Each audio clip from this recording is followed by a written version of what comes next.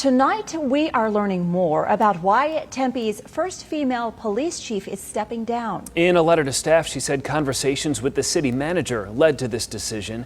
Brittany Thomason spoke with him about Chief Sylvia Moyer's surprise departure.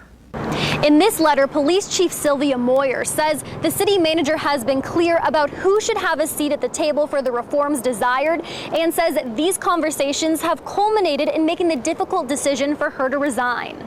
Moyer will leave her job October 25th. This comes at a time when Tempe has been working on police reform. Generally speaking, to date, she has embraced a lot of those reforms. City Manager Andrew Ching says he wants a chief who knows reform will be a process and takes time. Why did you think that she wasn't the right person for that role?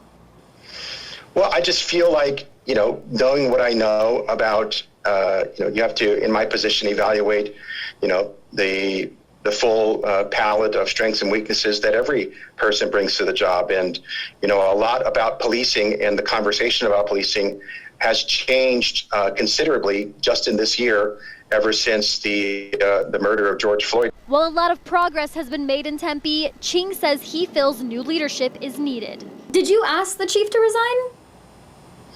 I would never characterize it as I asked you. I think, like I said earlier, that we have regular conversations. We meet on a regular basis. I'm her direct report supervisor. And as a result of those significant and continuous candid conversations, I believe we got to sort of a mutual place and understanding that that this was a good time to do this.